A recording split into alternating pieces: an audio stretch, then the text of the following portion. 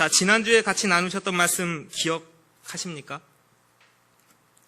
기억 안 나셔도 얼마든지 좋습니다.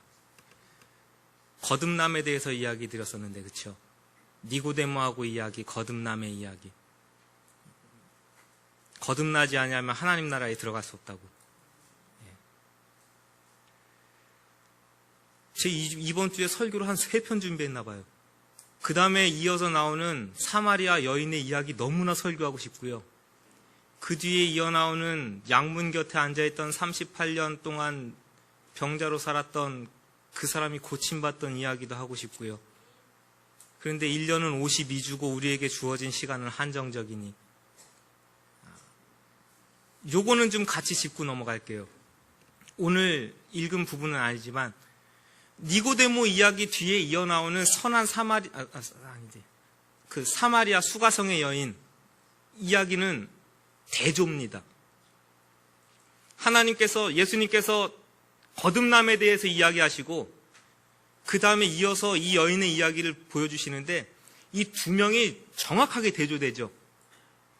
한 사람은 어느 나라 사람이에요? 유대인이고 이쪽은 사마리아고 성별로 따지면 이쪽은 지금이야 남녀 구별 없죠. 그 당시에는 여자로 태어나지 않은 게 감사합니다 하는 때니까요. 여긴 남자고 여기는 여자예요. 이쪽은요 배워서 지도자입니다. 이쪽은요 천하죠. 무식합니다. 도덕적으로 이쪽은 굉장히 고상한 쪽이에요. 이쪽은요 남편이 몇 명? 5에 지금은 또 한 명 새로운 남편. 도덕적으로도 죄악으로도 얼룩져 있습니다. 이쪽은 상류층이고요. 이쪽은 천대받는 쪽이고요. 이 사람은 깨어 있어서 예수님이 하나님으로부터 온 사람인 것을 인지할 만큼 지식도 있고 분별력도 있지만 이쪽은요. 예수님을 그냥 기이한 여행자로 보는 거예요. 말 한마디 한마디가 위험이 있습니다. 이쪽은요. 아주 거칩니다. 경박하고. 완전 대조죠. 왜 이런 대조를 보여줄까요? 그런데 누구에게 구원이 이르렀을까요? 그쵸, 이쪽이죠.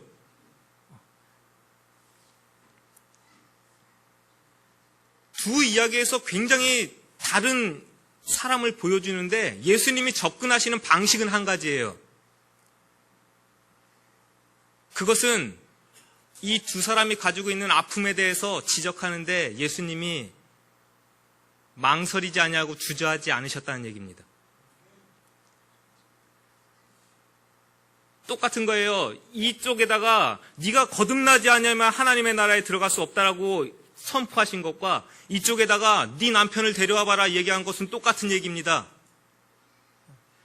그동안 갈고 닦고 쌓아왔던 율법의 행위들 그것 아무것도 아니니 너는 새롭게 태어나야 된다고 주장하시는 예수님의 말씀과 숨기고 싶어가지고 남편이 5명 있는 거 사람들하고 어울리기도 싫은 그 여자에게 너 가서 남편 데려와라. 야, 어떻게 예수님이 그러세요? 그런데요, 상처가 드러나야 회복도 있는 겁니다. 내 안에 상처가 드러나야 치유도 있는 거예요.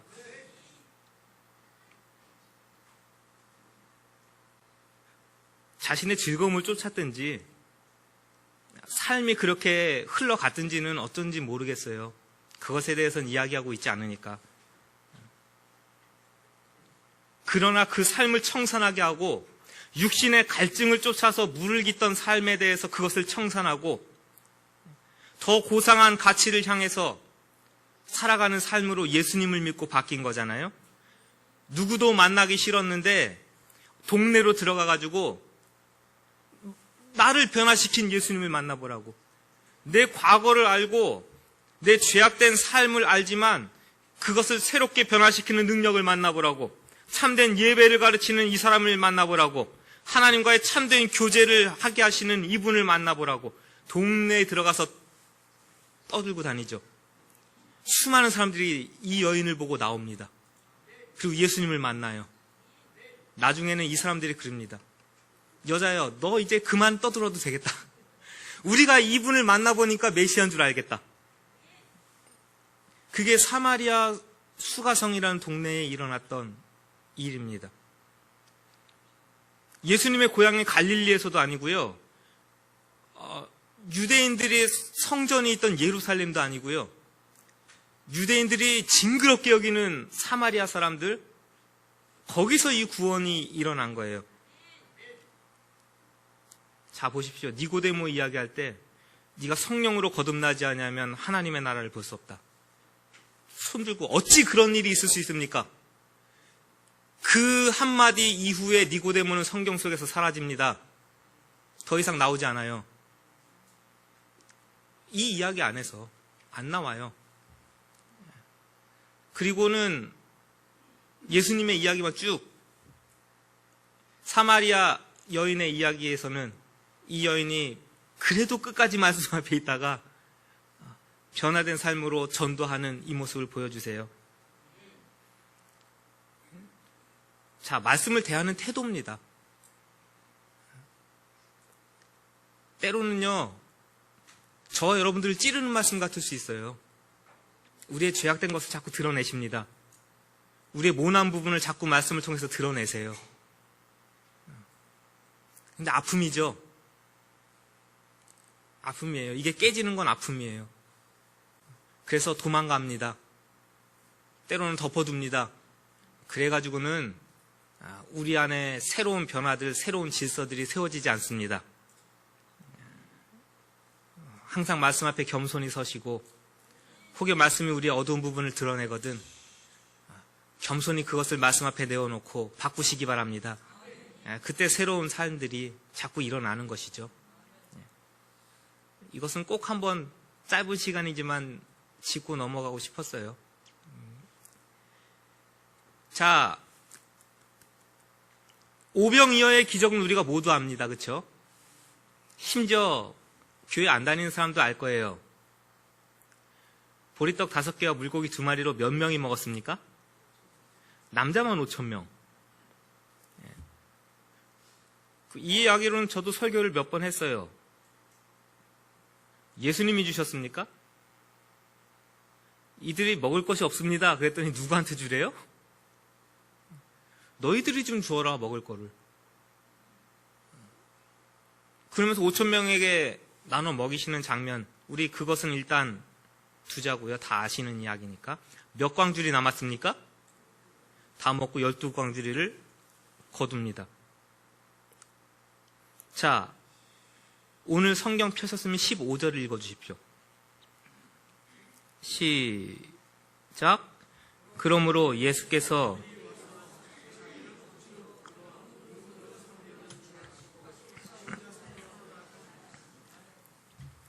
예수님을 알고 예수님의 말씀을 듣고 예수님께서 행하시는 기적을 몸소 체험했던 그 사람들에게서 예수님 스스로가 떠나가십니다. 그렇죠? 예수님의 말씀을 듣던 수많은 사람들이 있어요. 거기서 예수님이 나눠주시는 기적을 체험해요. 배고픈 것을 채우는 하나님의 능력을 체험해요. 그 수많은 사람들이 이렇게 있어서 예수님을 추종하고 따르는데 예수님은 그들에게서 스스로 떨어지시고 멀어지시고 떠나가셨답니다. 왜 그러셨을까요? 예수님의 말씀을 믿고 변화되는 삶에는 관심 없습니다. 그렇죠? 새로운 삶과는 관심이 없습니다. 그들이 예수님을 따라온 이유는 뭐고 예수님을 왕으로 삼으려는 이유와 가치는 무엇이에요? 내가 노력하지 않아도, 그렇죠? 예수님이 주시는 것을 구하고 바라면 예수님은 우리를 먹여주시는 분이시다. 참 악하고 게으른 본성이죠? 이런 분이 왕이 되면 로마로부터 우리 예루살렘이, 이스라엘이 해방되는 건 시간 문제다. 이 세상에 속한 소망들, 내 필요를 채우려는 욕심들, 이런 것으로부터, 이런 사람들로부터 예수님은 친히 떨어지셨습니다. 우리가 예수님을 떠나가신 게 아니고 더 무서운 거죠. 예수님이 그들을 피하신 거예요. 오늘 우리는 어떤 예수님을 기대하면서 이 자리에 나와 있습니까? 라고 여러분께 질문을 드린다면요. 여러분들의 필요를 채워주셔야 됩니까? 오병이어의 기적같이 물질을 채워주셔야 되는 예수님이세요? 건강을 부어주셔야 되는 분이십니까? 예수님이 여러분들을 피할지도 모르겠습니다. 이렇게 얘기하면 참 못된 목사입니까? 그 성경 그대로잖아요. 그 왕을 삼고자 하는 사람들에게선 예수님이 친히 떨어지셨다니까요. 주여입니다, 진짜. 몇 명이나 진실하게 예수님을 만나고 있을까요, 우리가? 도대체 몇 명이나 우리가 예수님을 진실하게 만나기 위해서 이 자리에 앉아 있을까요? 오늘 내 필요를 채우는 요술봉과 같은 예수님을 기대하신다면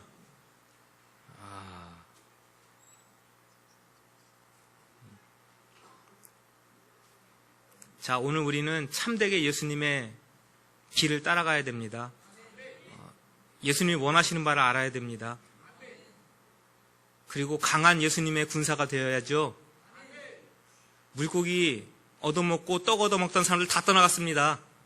심지어는 거기 있던 제자들도 떠나갔다고 요한복음 마지막에 이따가 읽을 거예요. 자, 마태복음에서는요, 예수님이 제자들 등떠미입니다. 너네들은 먼저 가가지고 기다리고 있어라. 배 타고 건너가라. 나는 이 사람들 다 보내놓고 너희 뒤를 따라가겠다. 그래서 배 타고 갈릴리 호수를 지금 지나가고 있는 중입니다. 여기서 나고 자랐어요. 배 타고 물고기 잡는 거에 능합니다. 언제 바람이 불고 풍랑이 불어도 어떻게 하면 헤쳐나갈 줄 아는데요. 성경은 제자들의 조난을 이야기하거든요. 조난당합니다. 그것도 밤중에. 예수님의 말씀을 따라가고요. 심지어는 예수님의 제자라고 그러고요. 이렇게 예배 시간에 열심히 참여하는데요. 믿음으로 살았다고 자부하는데요. 어두운 때가 찾아왔습니다. 큰 바람이 불어옵니다. 파도가 왜 몰아칩니까? 왜 이렇게 몸은 망가지고요. 가정은 무너지고요. 일터는 왜 이 모양이고 자녀들은 왜 이 꼴이고 이거 어떻게 해결해야 되고요. 어떻게 받아들여야 되고 어떤 반응으로 예수님께 나아가야 됩니까? 가진 모든 기술을 다 동원해가지고 빠져나가 보려고 애쓰는데요. 되어집니까 지금? 실패했습니다. 왜 예수님은 제자들에게, 저와 여러분들에게 때로는 이런 험한 일을 당하게 하십니까? 그 어려움 당하고 밤새도록 노를 젓고 있는 제자들을 왜 그냥 두시냐 그거예요. 따라하십시오. 풍랑 속에서 예수님과 함께하는 법을 배워야 된다. 항상 기뻐하라. 범사에 감사하라. 기쁘고 즐거울 때 누가 못합니까? 초신자들도 하죠. 감사할 일 있으면 누가 감사 못합니까? 보리떡 5개 물고기 2마리로 예수님을 따르는 5,000명의 사람들에게 나누어주는 신나는 기적을 예수님의 제자들의 손을 통해서 하신 거예요. 축사하신 다음에 예수님의 제자들에게 나눠주신 다음에 제자들이 다 떼줬습니다. 얼마나 신났을까요? 예? 얼마나 신났을까요? 근데 예수님의 제자들이 경험하는 하나님의 나라의 기적이 그게 전부라면요.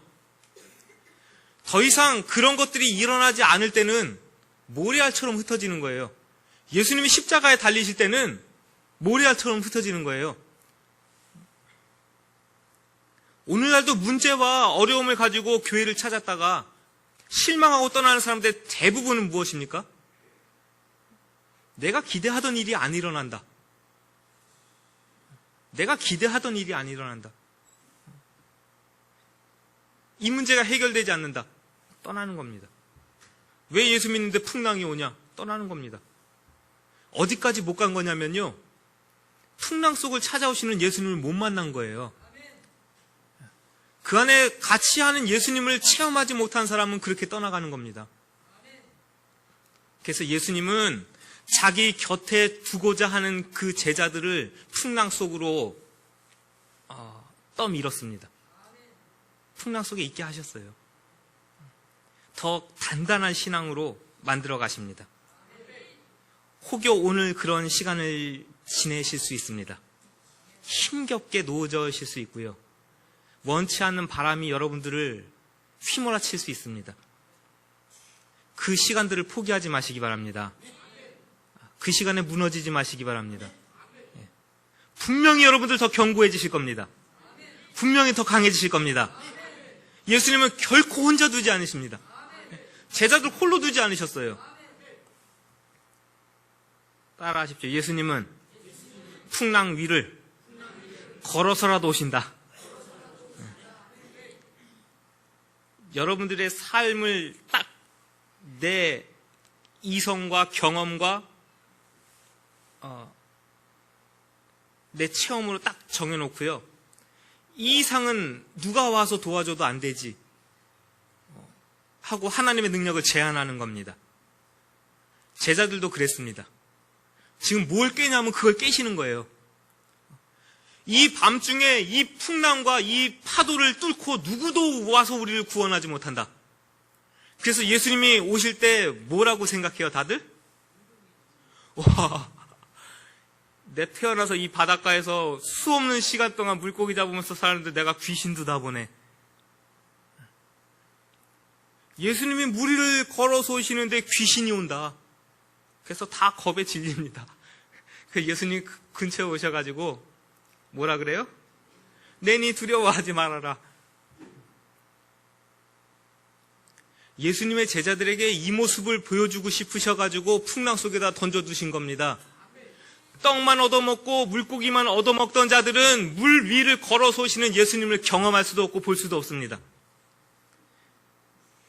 그러나 그 풍랑 한가운데서 예수님을 만나는 사람들이에요. 그 풍랑 한가운데서 지금 예수님의 능력을 보고 있는 겁니다.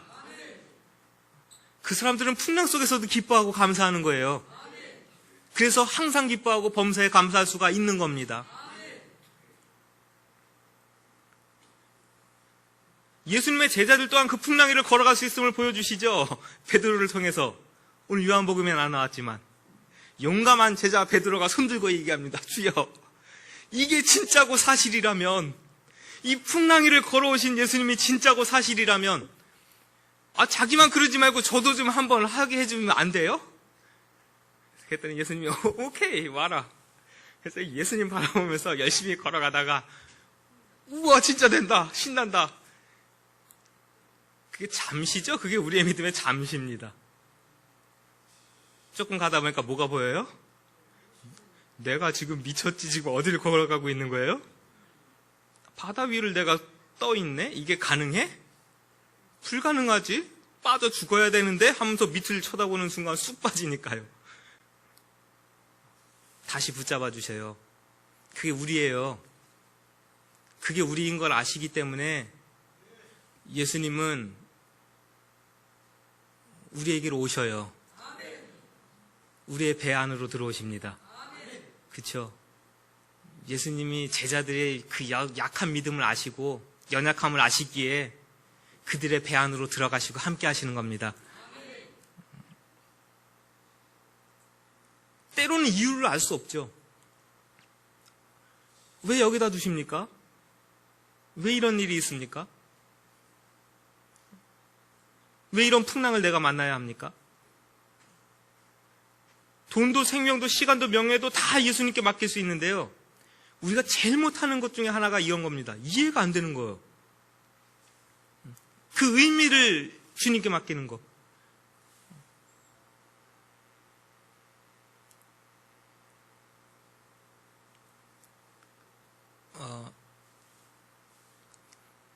금요일날 나오시는 문성미 집사님 네 아들내미가 떨어졌다고. 성악을 전공해요. 저희 교회 성도님은 아니시지만 금요일날마다 같이 예배 드리시는데 이제 대학교 4학년을 다 마치고 한국예술종합대학 대학원을 시험을 쳤는데 똑 떨어져 버렸네요. 그래서 목사님 실망이 이만저만이 아니고 지금 낙심이 이만저만이 아니라고 애가 그냥 한번 보고 오는 거라고 했는데도 떨어지니까 그런가 보다고. 하늘이 노랄 겁니다. 떨어져 본 사람은 아는데요. 하늘이 노래요. 무슨 소리를 해도 지금 안 들린답니다. 야, 너에게 향한 하나님의 뜻이 있을 거다. 하나님의 계획이 있을 거고 너에게 열어줄 길이 있을 거다. 아무리 얘기해도요. 자기가 그런데 무슨 위로를 해도 지금 들려요, 안 들려요? 아무것도 안 들린대요.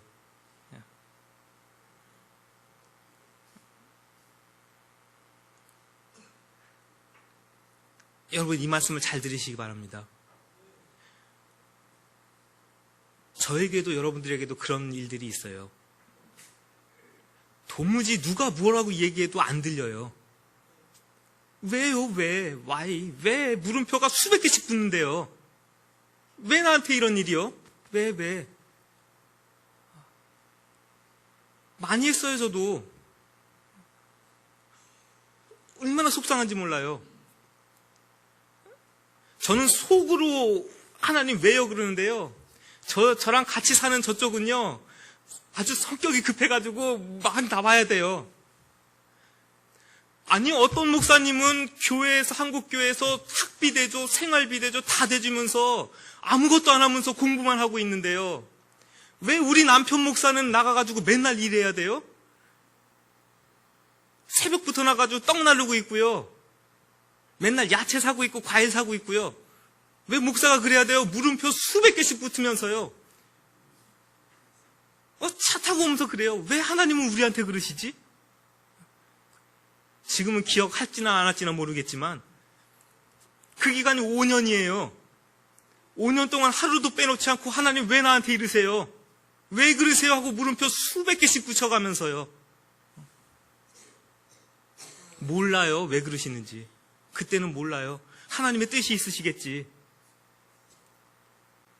통장에 맨날 빨간색으로 글씨 찍혀가지고 너 마이너스라. 플러스가 없는 인생이에요. 왜 하나님을 나에게 그렇게 마이너스 삶으로 살아가게 하시는지. 저는 그게 마이너스인지 아니지만 저 친구는 그것도 모르고 막 펑펑 써요. 그럼 집에 가가지고 또 싸우지. 너는 마이너스 된 것도 모르냐고. 왜 목사의 삶을 이렇게 두십니까? 하나님 물음표 100개 수백 개씩이요. 이 자리에 서보니까 알죠.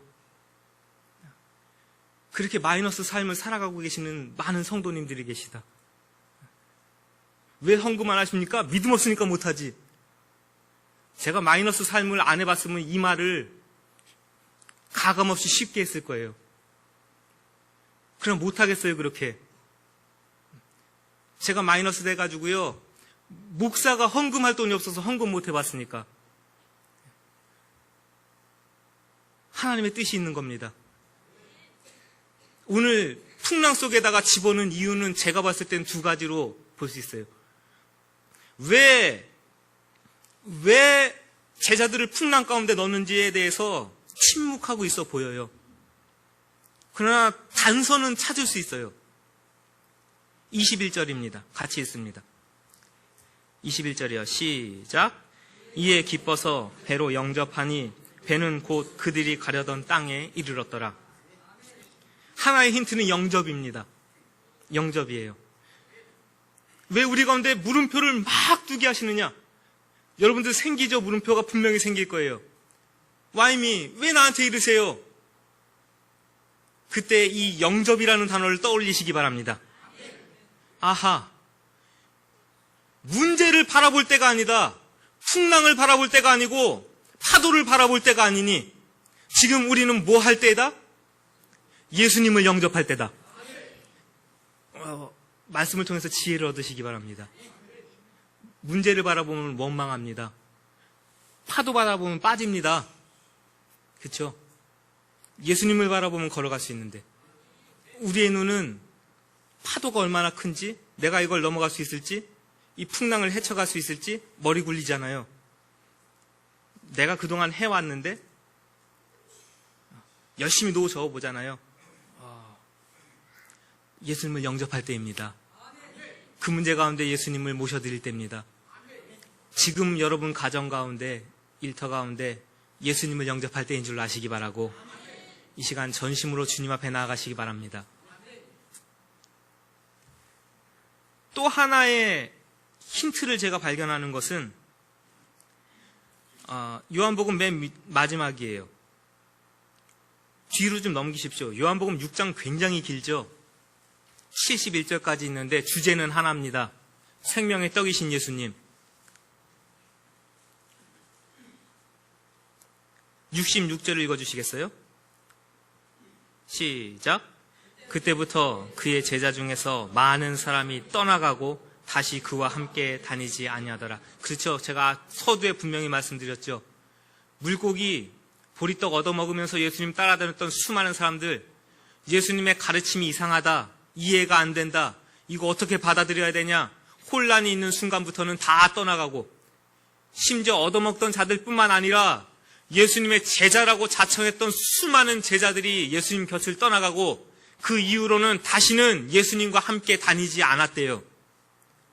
예수님이 풍랑을 같이 헤쳐나온 제자들에게 직접적으로, 아주 직설적으로 묻습니다. 그게 67절이에요. 같이 읽습니다. 시작. 예수께서 12 제자에게 이르시되 너희도 가려느냐? 그렇죠? 너희도 갈 거냐? 니들도 떠나갈래? 니들도 믿음 버리고 그랬더니 뭐라 그래요? 시몬 베드로는 제자들의 대표입니다. 그러니까 그 풍랑을 헤쳐나온 대표로 베드로가 손들고 딱 얘기하는데 68절 뭐예요? 시작. 시몬 베드로가 대답하되 주여 생명의 말씀이 주께 있사오니 우리가 누구에게로 가오리까? 풍랑을 거쳐 나와 보면 이런 믿음이 생기는 겁니다. 다 떠나가도 끝까지 예수님 앞에 붙어있는, 끝까지 말씀 앞에 붙어있는 견고한 예수님의 제자죠. 온실 속의 화초 같아서는 이리 불면 이리 꺾이고 저리 불면 저리 꺾입니다. 그래서 때로는 저와 여러분들을 참 알 수 없는 시험 가운데, 문제 가운데 두실 때도 있다는 사실을 늘 인식하시고 기억하시기 바랍니다. 하나님 원망하지 마십시오. 불평하지 마시고 불만하지 마시고 기쁨으로 견뎌내시기 바랍니다. 감사함으로 견뎌내시기 바랍니다. 오늘보다 강한 내일이 있을 것이고 오늘보다 건강한 내일이 분명히 우리 가운데 올 겁니다. 그래서 희망이잖아요. 마지막은 해피엔딩이에요. 다시 21절로 돌아오십시오. 시작. 이에 기뻐서 배로 영접하니 배는 곧 그들이 가려던 땅에 이르렀더라. 아멘. 해피엔딩입니다. 저와 여러분들에게 하나님이 원하시는 꼴이 있어요. 이거 자 5분만 더 해도 되죠? 괜찮겠죠? 삶의 목표가 있어야 됩니다. 교회도 목표가 있어야 되고요. 우리 교회의 목표는 다른 거 없습니다. 우리 금요일날 같이 나눈 것대로예요. 예수님 주변에는 병들고 부족하고 연약한 사람들이 바글바글 모였습니다. 왜요? 예수님은 그들을 치료하기 위해서 오신 의사이시고 치료자이시기 때문에 우리 교회 안에는 연약하고 깨어지고 부족한 모든 사람들이 들어와서 말씀 앞에서 새로워지는 겁니다. 교회는 그 사명과 꼴을, 목표를 가지고 있는 거예요. 여러분들 가정의 목표는 무엇입니까? 그저 하루하루 살아가시죠. 있어야 됩니다. 하나님이 우리 가정을 이 땅 가운데 세워놓으신 이유와 목적이 무엇이지? 우리의 가정이 가야 할 목표, 꼴은 어디지? 그래야 예수님과 함께 갈 거 아니에요. 표류입니다. 수많은 가정들이. 그저 목표라고 하는 것은 아파트 사는 거, 자동차 사는 거, 자녀들 좋은 대학 가는 거, 그게 다 목표니 허무할 밖에, 그게 떨어지고 그게 안 되면 무너질 밖에. 하나님 나라의 확장을 위하여, 그리스도 예수의 영광을 위하여 우리 가정은 무엇을 해야 하지? 하나씩 꼴을 정하시기 바랍니다. 그 목표가 있으셔야 돼요. 없으시다면 생기시는 이 주가 되길 간절히 원해요.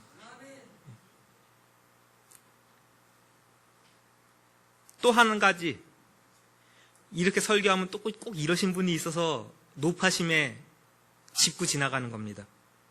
예수님이 오시면 파도도 바람도 잠잠해지니, 내 삶에 파도가 치고 바람이 불려도 그때는 예수님만 초청하면 된다 하고 손 놓고 계시는 거.